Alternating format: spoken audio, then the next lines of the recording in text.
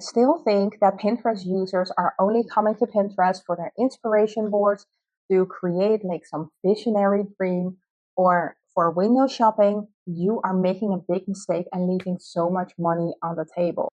Okay, so first of all, who am I? For the people who are new around here, my name is Magdalena. I've been running Pinterest ads for the last 5 years for specifically e-commerce business owners. There was nothing out there, and I basically figured it out on my own. And there were a couple of people who were teaching their own strategies, but they were just not working for my clients. And I don't know. So I kind of figured out along the way.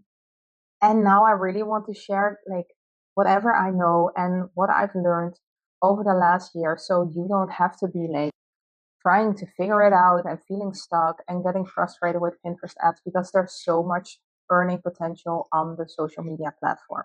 As I was editing this video, I realized that I can hear my baby playing with her toy in the background the entire time. It took me some time to figure out what the noise was. So, for the curious people among you, that's what it is. I hope it's not distracting too much. I really didn't feel like doing the whole video again. So, I'm sorry for the noise. I hope you still enjoy the quality of the video and maybe the musical talent of my small little kid.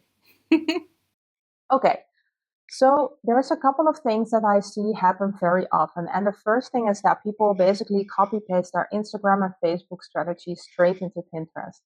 The Pinterest platform is really different compared to Facebook and Instagram because you have to meet those people where they are at, and they are in a very different part of their customer journey. A lot of people come to Pinterest because they're looking for inspiration for their next shopping session or they want to get a solution for a specific problem they have. And that's where you want to swoop in, of course, because you're going to showcase your product and show how it's the solution to their issue. And compared to Facebook, Instagram, and TikTok, where people do way more impulse buys, that's not really what you're seeing on Pinterest.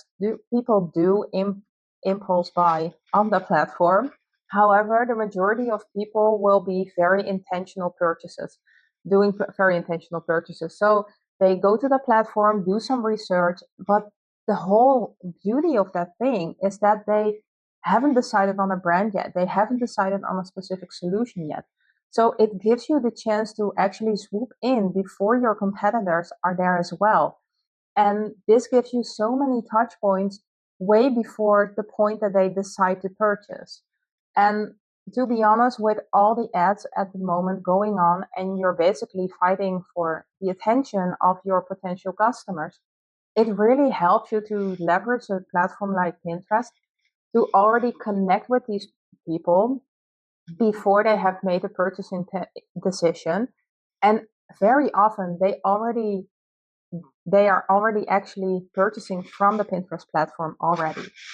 Keep this in mind when you are creating your Pinterest ads campaigns for your customers. You want to meet them in this exploration phase and actually already persuade them that you are the best solution, your product is the best solution, and that you should be creating brand loyalty to your brand. Okay, so that's considering the touch point and the overall strategy. What I often see as well is that people are actually making really, really pretty pins with their product. And then they have this whole aesthetic look and it's gorgeous. I mean, I love to have it in my feed, but I have no clue what they're actually selling or if they're actually selling because a ton of people are just posting on Pinterest just to make inspirational content for other people. Like on Instagram, you have our content creators, they're not necessarily selling something. So this is something that you really have to keep in mind, that a pretty pin doesn't translate to an actual sale. You really want to make sure that you're actually really creating pins that are very product focused. And that sounds super boring, but honestly, it doesn't have to be because you can create so many different pins. You can create lifestyle images. You can create images where you're showcasing the features. You can create fun videos, people who are leaving a testimonial. So there are so many options that you can create product focused content, but you really want to make sure you're doing this because so many times I'm going into my Pinterest feed and I see these gorgeous. I love the example to use when you're seeing a living room and there's a couch and there's curtains and there's cushions on the couch. And if I'm seeing that picture, I'm like, oh, that's gorgeous. But I have no idea if the person is selling me something, and if so, what they're selling me, because everything is in the image. So if you're selling the cushion, make sure that you're really zooming in, or make a carousel where you're seeing different colors, or there are so many ways to really focus it on the product and still make the image really pretty. But if I want to have like purchase the couch, or I'm in like this whole phase of figuring out what kind of couch I want to have, and I see this image, and then I click on the ad and it's about cushions, that's going to be your waste of money, because I'm not going to buy those cushions because I'm not looking for them. So really want to make sure that you focus on the product you are selling. And I know it sounds hard, but go on Pinterest, go get some inspiration, and you will also see what I'm talking about, where it's sometimes super confusing to understand what people are selling. On the topic of pin designs, you also want to think about a little bit of brand consistency. So it doesn't necessarily need to, like, all the colors have to be the same or something like that, but you want to make sure that you actually put your logo on the pin. So you want to make sure that you're using kind of the same imagery vibe on the pin that you are selling, like using on the product page or the category page, or wherever you're sending your audience to using your ads. Because if people land on your landing page or your product page and it's like totally different, they're like, oh, this feels like a scam, and they're just gonna leave. And especially with so many scammers on social media lately, and so many like drop shipping with bad experience. I have nothing against drop shipping, but there are some really shady drop shippers out there. And honestly, like, people are getting a little more savvy in recognizing them, but they're still getting scammed a lot. And you see that if there's no congruency, a lot of people drop off because they're just so scared of being scammed. So really want to make sure, like, you don't need to have the pretty brand and look gorgeous and everything, but you want to make sure that your logo is on there, and your logo is on the pin and on your product page. You're using the same 5D imagery on your pin as you're doing on your product page.